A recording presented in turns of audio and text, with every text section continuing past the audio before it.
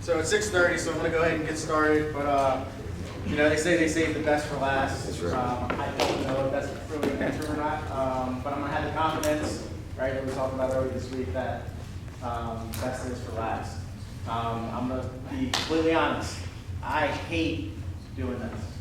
Absolutely hate it, right? My nerves right now are through the roof. But we also talked about that earlier this week. Persevering through our nerves, sometimes nerves are good, right? I have a lot of butterflies. One, because I'm up here doing something I'm not comfortable with. And then two, I have my family sitting in the back watching me as well. So, you know, for the most part, you guys have been great this week, so thank you for that.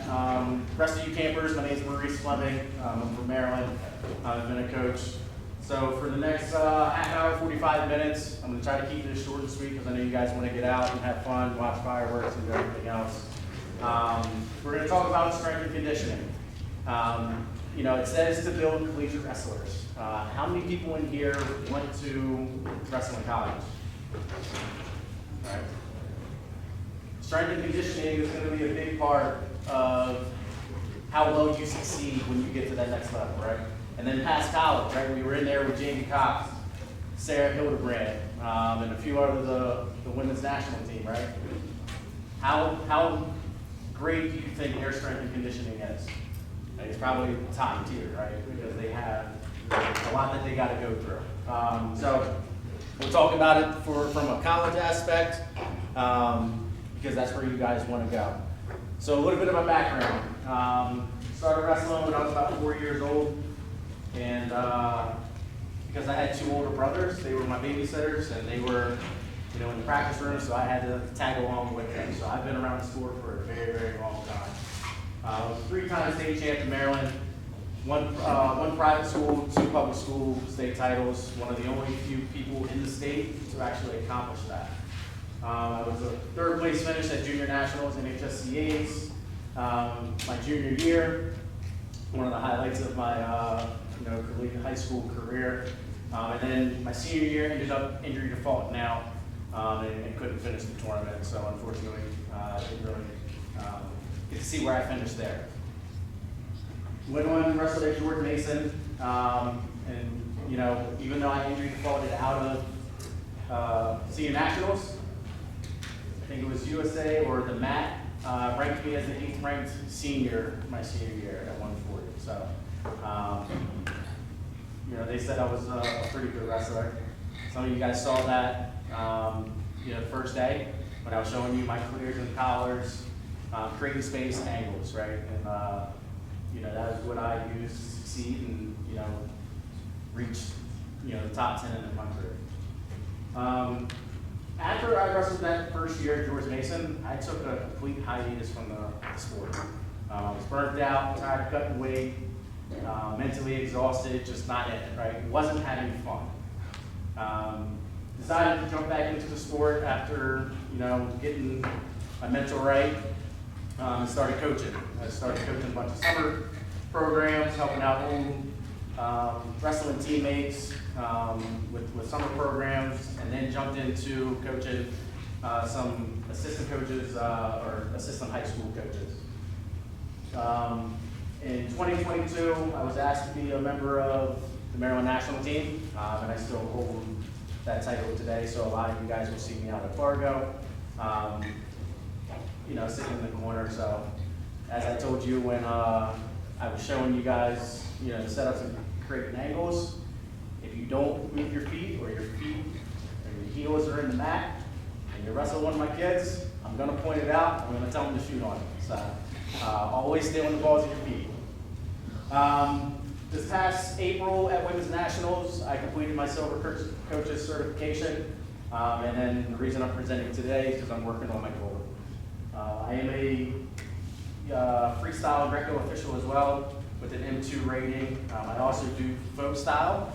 So for you guys that wrestle folk style throughout the season, you'll see me traveling, doing more officiating for folk style than you will coaching. I really only coach during the summer and when time permits when I'm not officiating. All right, so Here to talk about strength and conditioning and the demands that wrestling puts on our body, right? Here are 4 areas that really stress our bodies when we're on the mat, right? High intensity, multi-directional sport, right? We gotta move to be able to move in different angles, positions, up, down, left, right, back, front, diagonally. It requires a lot of strength, power, and speed, right? My forte was speed. I wasn't the biggest guy, still not really the biggest guy, but I was pretty quick on my feet, which allowed me to get to my shots, my angles, and my finishes, right? In college, those matches are 7 minutes long. Who here thinks that a 6-minute match is long? Right? And you're exhausted at the end of it. In college, you gotta go 1 extra minute. Right? That is a long, long time. Right? They say that a minute, you don't really feel how long a minute is until you're in the plank position. How many people do planks on their own? How long is that time when you sit there? It's very long, right? Same thing with a wrestling match, right? You're stopping and starting, that time gets drug out. And then last piece is your mental and physical, right? I said that I stopped wrestling because I wasn't up here and right here mentally. I fell out of love with the sport, didn't really want to train, didn't want to cut weight, and it just wasn't fun, right? And I always say to these kids now, when they say they're not having fun, winning cures all, right? But as you saw, like I was pretty successful in my high school career, and I was still not happy, right? And it was just a lot of the things that we talked about, right? Cutting weight. I was cutting weight, not managing my weight, and just being pushed from outside sources. I didn't really want to do it. And I think Coach Mike had kind of touched on that point yesterday. You guys have to make that decision and that determination that you want to reach your goals. And I wasn't in that state or that mind frame at that time. So, why strength and conditioning matters. So you'll see it, but I want to hear from you guys. Why do you think strength and conditioning matters? So you can go near full speed, being higher time, and if you need to be able to go overtime. If you're not like the most technical wrestler or the wrestling guy who is most technical with you can outlast him in terms of your strength and conditioning to where you're going to break him down and he can go for those deficits in other areas. Yep. Ready? You got your hand up?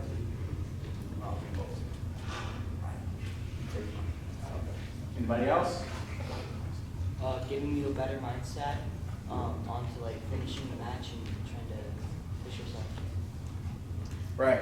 How many times do we hear we're in a match and we say, hey, as long as we watch and study film, we're at the tournaments, we're watching our opponents, and we say, hey, if we make it past a certain period in the match, we got this kid.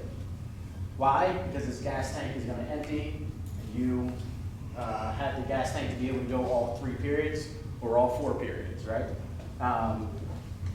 So it boosts our performance on the mat, right? Being able to make sure that we're able to hit our takedown in the first 10 seconds of the match and the last 10 seconds of the match, right?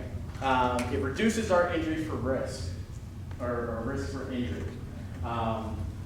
Making sure that we're properly conditioned will allow that oxygen to flow through our body and our muscles so that we're not pulling, we're not getting cramps, twisting, tearing ankles, knees, you name it. Our conditioning and strength helps with our weight loss. It also builds discipline. And I'm big on discipline, okay? I know we talked a little bit about focus and making sure that we're in the moment. And that's where your discipline and mental fortitude comes into play. So what do we, right, when we go and start thinking about strength and conditioning, it's going to be in 4 different stages, right? We have 4 different stages and really seasons throughout the wrestling year.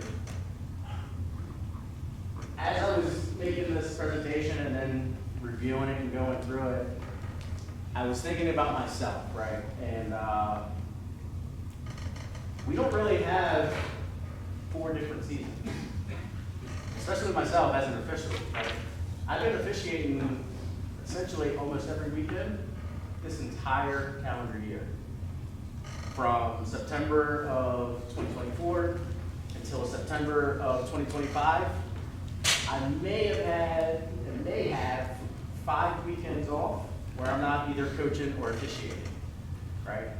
So essentially, we really only probably have 2 or 3 of these kind of seasons that we can focus on strength and conditioning. How many people here wrestle all year round? Right. Once we leave this camp, a lot of you guys are going to go to Fargo. What happens after Fargo? Right? Who's wrestling in August? Who has a tournament scheduled in August? And then September, October, and then November, wrestling season starts again, right? So when we look at, this periodization and phases, we have to be a little strategic with it, right? Because we're still competing all year long, and then we really need to start breaking it up. But because we're focusing on college, we'll look at the off-season, postseason, preseason, and in-season to kind of look at different plans and options. So in the off-season, we really want to focus on muscle growth, right? So that's when we're in the gym. You see those meatheads putting 3, 4, 5 pound, 45-pound weights on the bar, and they're just lifting and hitting their maxes, right? Only lifting maybe 2 or 3 reps, but they're doing it to try to build as much muscle mass as they can. Once we get into preseason, we're going to focus on power, right? And then all of our anaerobic fitness. So that's our sprints, lunges, box jumps, hills, everything gearing us up to prepare us for that first match. When we're in season, we're just going to try to maintain everything that we have done in the off season and then the preseason, right? So we go to a low weight, high rep, and still start to focus on recovery, right? Making sure that we're not overexerting ourselves throughout the week. That when we get to that competition day on Friday and Saturday, we're ready to perform. And then in the postseason, if we do have any nicks and nags, injuries, we look at making sure that we go see the doctor, physical therapist, and clean those up and make sure we're healthy for the next season. So strength development. So when we look at the different kind of lifts and areas that we want to focus on when we're getting ready to kind of work on our lifting and our strength for wrestling, we want to focus on core lifts, right? Squats, deadlifts, bench, and rows. Can anybody tell me why we want to look at and focus on deadlifts, rows, and squats? I'm not going to worry about bench so much.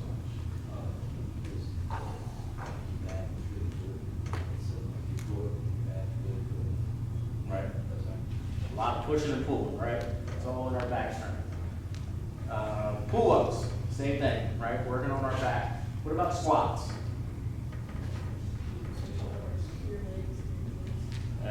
What do we talk about? Go ahead, Katie. Right. Stance, right? We talked about it the first day, right? Keeping our feet underneath of us and all of our power really coming from what?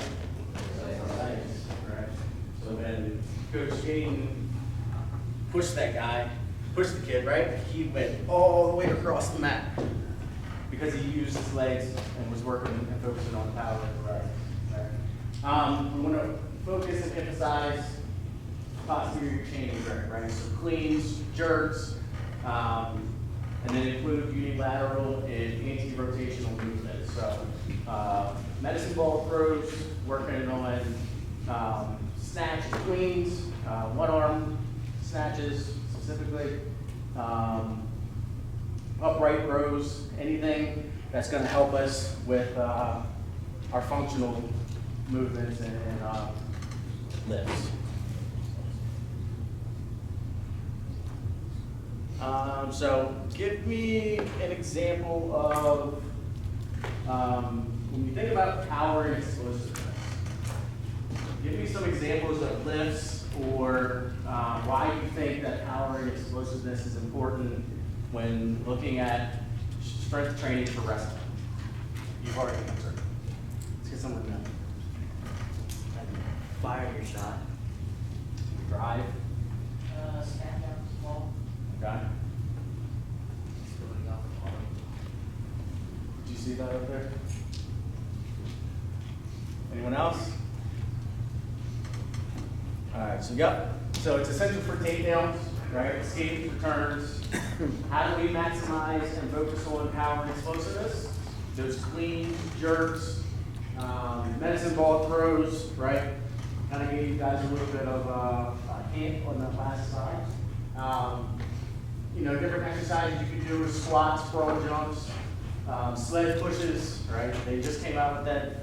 I can't even think of the name of it now, but it was like a shot sled, right? That you can use and take advantage of.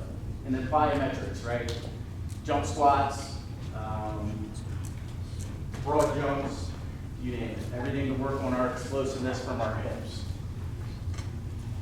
All right. So here's a sample training. This is actually one of the training, and I know it's a little tough to read. When I moved from middle school to high school, I wasn't the biggest guy. I was barely breaking 85, 90 pounds. My cousin could keep me honest. So I went and found a personal trainer, or my parents did, right? Tried to keep me big enough to be able to wrestle and compete at the highest level come my freshman year. So on Mondays, we would do lower body, right? Focus on all of our legs. Squats, leg press, one-legged squats, box jumps, hamstring curls, extension, quad extension, everything working on our lower body. On Wednesday, we were focused on all upper body, right? So bis and tris, chest, back, shoulders, you name it. On Friday, we were working really the whole body, incorporating everything that we went through on Monday and Wednesday. So we were focusing on our cleans and jerks again. You know, not really doing so much with bench, but more band and cable work versus free weight. And then on Saturdays, it was a Saturday or Sunday, is really where we would focus on my conditioning, and then really doing interval training, right? And trying to replicate and simulate what I would go through on a match. Okay. It wasn't in the scope of really strength and conditioning, but it's an extremely important aspect when it comes to strength and conditioning that I just added in, you know, while we were sitting here, stretching. Why? What is the importance, and why is it important to stretch? You've already answered. So you're not light, so you don't say anything? Injury prevention. Yep. Flexibility. Flexibility. Go ahead and back. So your muscles are loose, so you can switch. Okay. Like, saying you should play defense, unsingle legs. Yep. All right. Last one. Oh, we just go. You got to set it. More mobility. Right. Right. Everything you guys mentioned. Injury prevention. Right. If you do get an injury, faster recovery. Your improved performance. Right. Being able to be in some positions and say, okay, because I'm so flexible, I can defend if I can get out of this position. Better mobility, and then your mental focus are some key reasons why stretching is so important. Right, so I have two clips here, and Caden mentioned it, right? The first one, after we go through watch these examples, but right, we've all seen it, and I attack the name, this is what the story is for. Yanni Documentary, right? He gets into it. Right? When someone shoots on him, he then gets into a split defense. And now for this match. So you guys may recognize this match, right? Against PJ Duke. Winning this one. PJ Duke be headed to Penn State next year. Listen for that. Nittany Lions as he tries to the leg attack. Head outside now is PJ Duke trying to defend his Yanni Documentary as he drops. Now Draves got locked through the crotch. Yanni known for his scrambling here. Here's what we're seeing. Same probably happened last match with Real Woods. These guys are really good at getting to the leg, have a little bit of trouble with finishing with some of these older guys that are Right.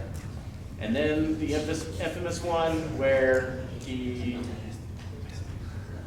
was it 5'15"? He's already beaten them once and puts himself in position of a world team at 18 years old. Yanni shoots, now re-attack, beautiful one there from PJ Duke, that same side. Let's rewind it just a tad bit. Trying to snap out of it, Yanni shoots, now re-attack, beautiful. How many people can get into this position right now? Guys, be honest. All right.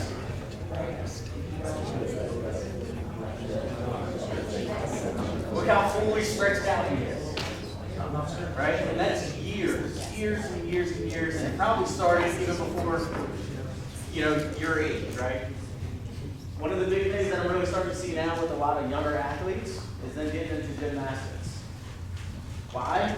Because they become flexible, mobile, so that when they get into these positions, they still have a chance to score and defend and not give up the takedown.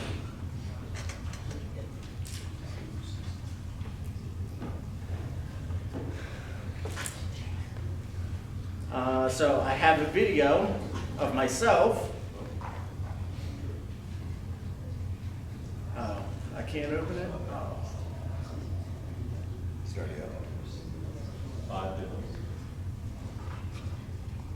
No, it's not gonna let me open it. So I'll just tell you about it. 5 years ago, 6 years ago, like 2019, 6 years. 10 months from tearing my Achilles. I was playing flag football, just a group of us adults, right, out there having fun. Playing quarterback, all game, playing wide receiver. Last 3 plays of the game, take the snap, step back, pop my Achilles. Okay. Go through that recovery. 10 months later, I decide, you know what, I want to try to get back out there. I think it's all healed. Let's go for it. As a center for Maryland, go up to a tournament in cancer in Easton, PA. My third match. Get into that same type of position. Kid shoots an outside single. Guy shoots an outside single. I wizard, go to defend it. He goes to try to cradle me. I slip out of it and go into a slip. My opponent then lifts my leg, hyperextends. My foot got stuck on the mat. As he lifts, pop goes the weasel. I tore all 3 hamstrings from my pelvic bone. I wanted to show that and really kind of talk about it because that's the importance of stretching, right? I shortchanged my recovery for my hamstring, and if you guys don't believe that everything works together in your body, right? Coach Hagan was talking about moving as one. I didn't have proper recovery for my Achilles, which then put my hamstring in a bad position. So when I got into that split, my hamstring couldn't take it. Okay, that's the importance. I wish I could show you guys the video, but Was it down on the bottom, coach? Is that why it went open, because you had it minimized on the bottom, or? No, it's just the files.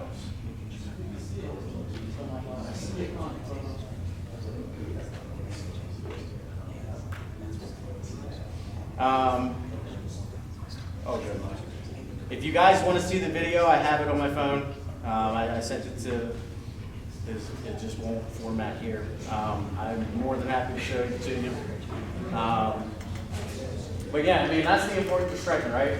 If I would have did the proper recovery, if I would have stretched, making sure that I was limber enough to be in those situations, right? It's inevitable in wrestling for us to get into those type of situations. But I didn't. You know, I was older, right? I was thinking, hey, I just get a little warm up in, I get my feet moving, get a nice little sweat going, and I'm good to go. Okay? And I knew we didn't do it much here after each of these practices, but you guys should really start to have a pre and post kind of practice stretch, right? As you guys all said, you want to go and potentially wrestle in college, right?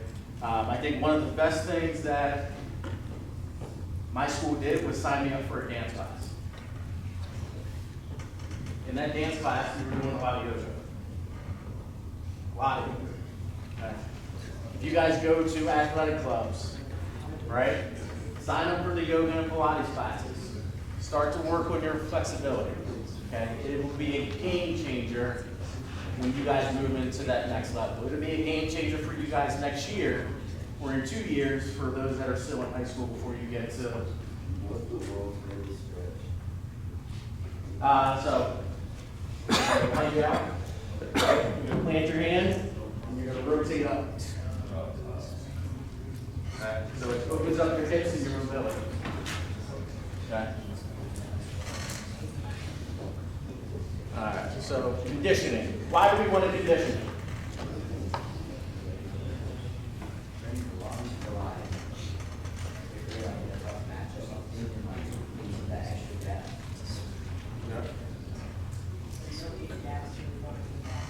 Right. Good. Yeah, we want to make sure that we can last 7, 8, 9, 10-minute match and not have it affect our ability and our technique. Right? You guys saw, right, when I was teaching that first day, and even just moving around and showing you guys I was what? Because I wasn't in shape, right? Then you had some of these other coaches that would get out there and they would show and demonstrate, and they'd be fine. It's probably because they go out there every morning, every afternoon, and get some type of conditioning in. Show of hands, who wakes up in the morning and goes for a run? In the evening?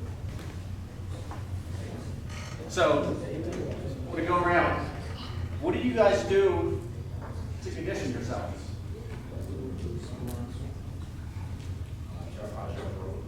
Okay. Does anybody have any conditioning routine? Who has no idea? I'm just gonna pick. What's your conditioning routine? I do an air down bike in the morning. I do 20 seconds on, 10 seconds off for 12 rounds.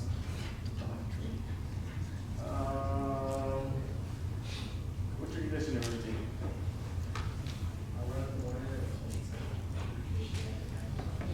How far are you running? How intense is that run? Is it just kind of a light jog to get your body moving?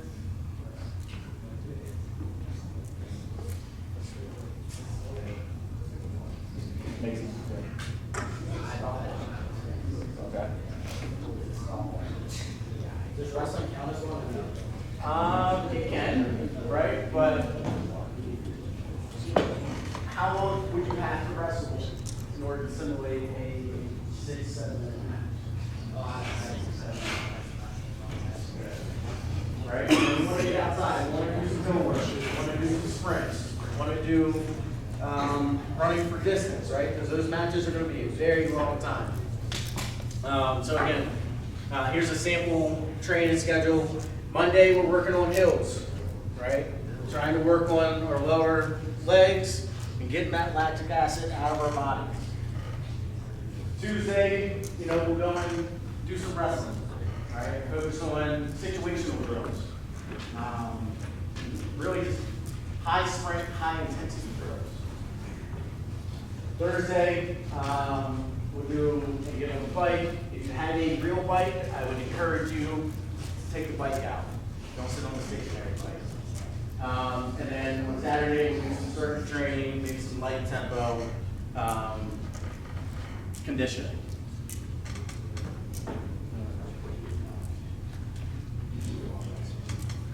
So this is kind of part of the stretching, and so when we think about conditioning and really strength training, right? We're doing it to increase our mobility and recovery. So if we want to enhance our range of motion, ways that we can continue to work on our flexibility, roll out our muscles when they get tight, right? Because after every workout, our muscles tighten up, right? How many of you guys are sore right now? How many of you guys took advantage of some of the foam rollers that were in the room? Right? Every morning, every afternoon, you guys should have jumped on those. Like I even did it after the first day, and I was only showing you guys, some hand times. Using those to roll out your muscles to make it feel a little better and get rid of some of that soreness. And then we want to prioritize our hips, our shoulders, and our necks, right? So some of those stretches that we were talking about, the good mornings, the world's greatest stretch. We really want to prioritize those to make sure that we're able to move around the mat and be as flexible as possible in certain situations. So over the last few days, we've also talked about weight cutting versus weight management, right? That has a lot to do with strength and conditioning as well. If we're not eating right, if we're not properly managing our weight, then we're going to risk ourselves for injury. It was also part of the issue and why I tore my hamstring. I got a little heavy and thought that my ability would be able to mask and make up for that. But it's not the case, right? So we want to focus on fueling performance, not just cutting weight, right? We talked about that. We want to manage and slowly, gradually come down to our weight, right? A lot of you guys are getting ready to go to Fargo to ensure that we're not putting ourselves in a dangerous situation. We want to again sustainable weight changes, so we don't want to balloon up, right? How many of you guys after Fargo or after Landing, right, during the season, take a big gallon of water or Gatorade and then just chug it? Yeah. And then you step on the scale later that night, you got a second day weigh-in, and you're 4, 5, 6 pounds over, right? You guys say no, but I'm almost positive at least a quarter of you have done that. Every wrestler has. Every wrestler has. Especially when you're on that weight descent, right? You haven't had water in a few days, or you're limiting your water intake. As soon as you make weight, you're like, yes, freedom.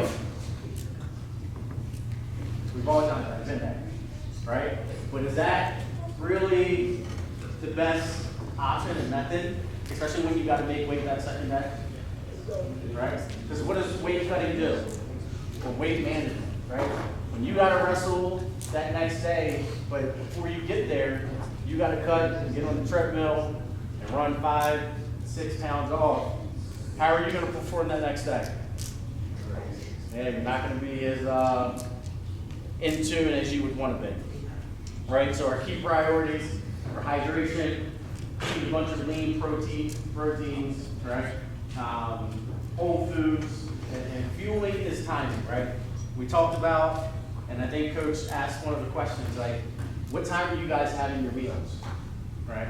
All of that plays into factor into you peaking at the right time, and especially on that second day when it's the semifinals and finals.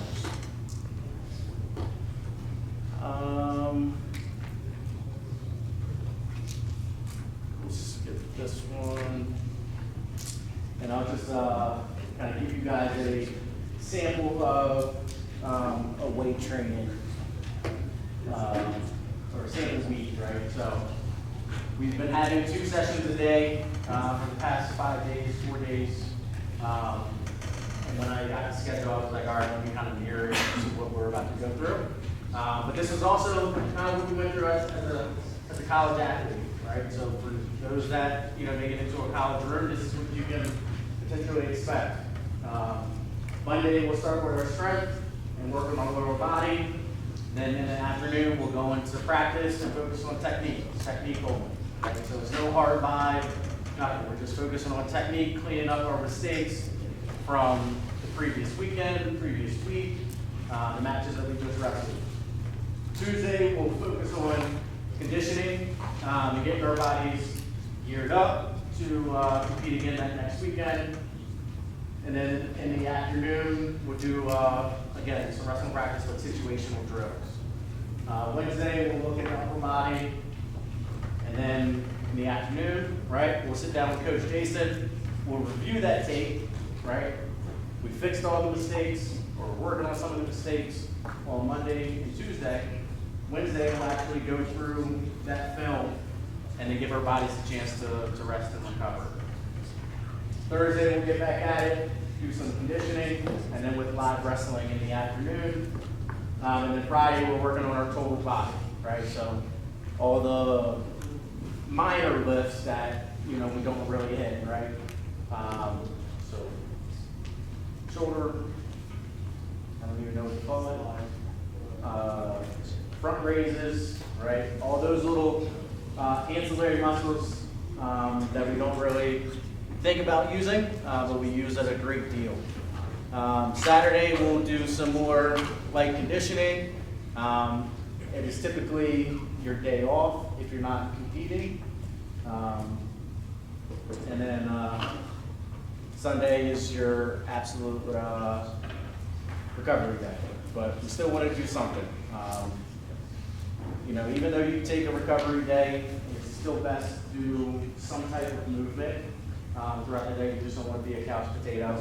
So push-ups, sit-ups, pull-ups, yoga, Pilates, right? Get some type of movement in so that your body doesn't get too stiff. So common mistakes that we see with strength and conditioning. Overtraining without proper recovery, right? So how many of you guys, or know guys, right, and especially in high school, are in the gym 5 days a week and take 6 days, 7 days a week and take no days off?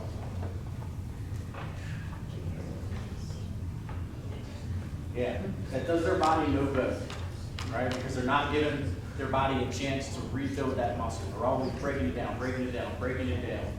and not allowing it to really recover. Skipping deloads or recovery workouts, or recovery weeks, right? So again, goes into that overtraining, not giving their body time to recover and rebuild that muscle so that they can lift a higher weight the next time they go into the gym. Ignoring nutrition. I'm not really focused on mobility, but what you put in your body is super, super important, right? I know you guys probably big into the creatines and protein shakes, but look at more natural proteins than supplements, right? Because that's all they are supplements. And then training like a bodybuilder instead of an athlete. You see that a lot, which was kind of leaning on my first question of how many of you guys see those guys that are in the gym just every day, just doing the same lifts. Trying to get as big as they can, but they can't really move. We don't want to do that. We want to be able to be flexible, be able to move on the mat, but still be very strong. Okay? And then it is a comma, and it's bad technique. just like with wrestling, there is proper and improper technique when it comes to lifting. And I'm going to show you a few videos of some bad technique. Maturing in the gym is realizing. All right, this guy thinks that he's Form incredible Hulk. does not matter Where's when the lifting form? heavy. What is he doing there? Respectfully, form does matter when lifting heavy. Right, Let me we explain talk why. about this with The our body straight can legs. adapt to different movements if load is being lift well. Right? Coach Cheney talked about it. When we go to straight lift, right? If we're bending over on our back, are we going to be able to lift them up? No, we got to get our butt underneath of us, right? Squat down, and deadlift position. Okay? This guy's bowing his back, But the idea with pulling more with his back, entirely even though he has that brace on. Here's the reality. Likely to throw his back Injuries and out. performance depend on three key factors: the weight on the bar, how much your body can handle, called capacity, and the quality. Alright, so I have a few fun videos, hopefully they pop up. Come on.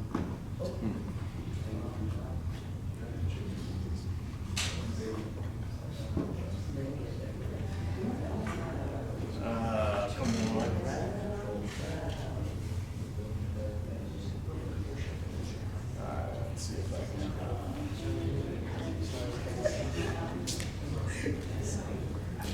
No.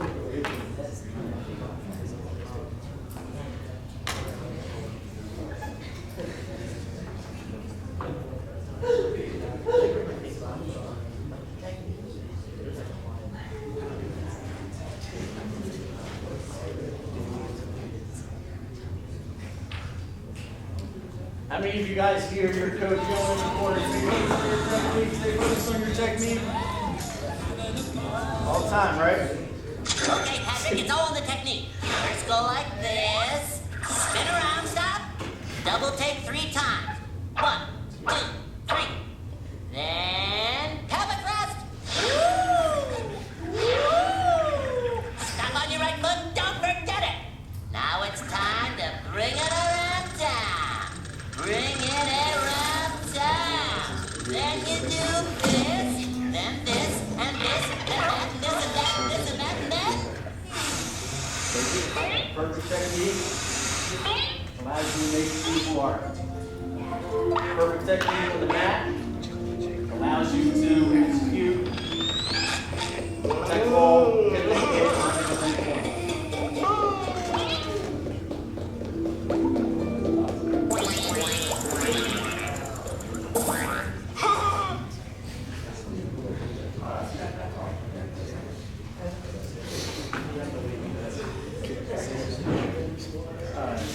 I brought you some flowers.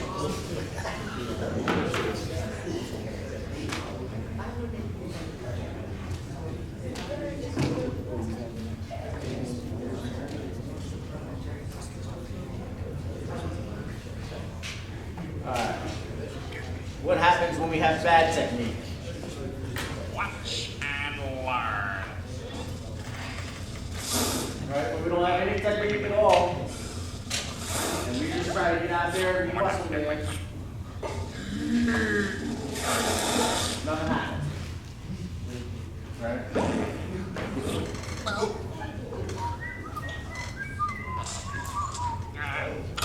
Keep trying, keep trying, keep trying. If you're not focusing on your technique, you'll never get anywhere. Okay? Hey, Squidward, remember the technique. Squidward, technique. You do this and this. Step back. Spin around like this, like this. Over here. 1, 2, 3. The pelvic wound.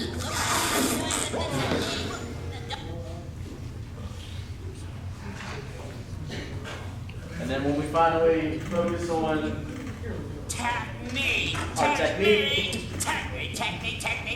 right? I showed you, SpongeBob showed you the technique and how to execute. And here we go. Right? Pelvic You didn't want to listen, so you didn't have it. When you start to listen, you focus on your technique. High foot, don't forget it. And bring it around. And a little of this, a little of that, a little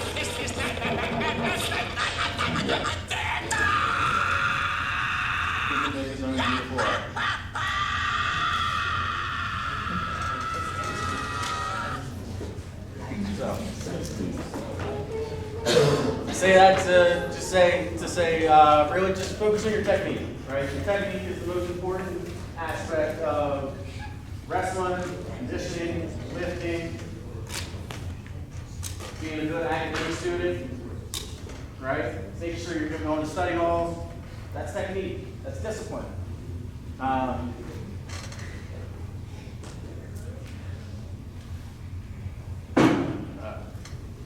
So what are your takeaways from this presentation? My biggest takeaway is that I should take it a little bit more serious. Why is that? The injuries, and I think as wrestling evolves, those type of movements, more than just pushing your head out the sprawl, with scrambling and stuff, requires a lot more flexibility, and it opens up, it creates more openings and opportunities in wrestling to be flexible. That like it's not about just getting the reps in, it's about doing the reps right. You'll get a lot out of it, just doing the reps. Yeah, I have a saying before I go on to that point. Slow is fast, fast is smooth, smooth is accurate. Slow is fast, fast is smooth, smooth is accurate. So I get that from, I'm a firearms instructor as well. Right, so when I'm teaching people how to fire their firearm and make sure it's accurate, right? A lot of people, they just want to pull the trigger and slap, right? But then their shot is going to be all off. Slow is fast, fast is smooth, smooth is accurate. Okay? That you need to take your nutrition very seriously and your recovery. Yep. Been like an athlete, not a bodybuilder, feel like a lot of people do that. Big time, right? I'm not the biggest guy in the world, right? I'm not the strongest guy in the world, but when I step on that mat, I'm pretty strong, right?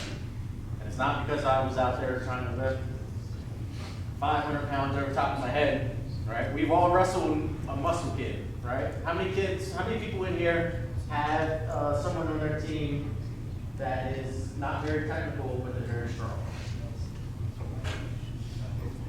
Right? And how do they do out in the match? Yeah, it's just so-so, right? When you wrestle someone who is just cock-beat, right? Your technique will beat strength any day. 11 out of 10 times is my sentence. Technique beats strength any day. Any more takeaways? Cool. Well, that is the end of my presentation.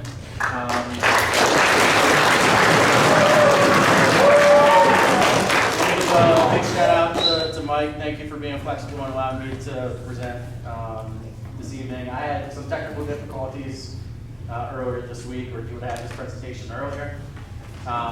Appreciate Kevin for being flexible and switching. And then the man of the hour is really Eric, because he helped work around my issues and my tech issues. He's my tech guru. And anytime I have a computer issue, I know who to call now. This camp has been great. I appreciate all of you guys being here, being willing to listen and learn from myself and these other coaches. As Coach Mark said earlier today, you guys should all take something away from this camp. Each session, each day, take one thing away, right? Put those blocks on top of each other, and then come next year, you guys will be head and shoulders ahead of the rest of your opponent. So again, thank you, and happy 4th of July.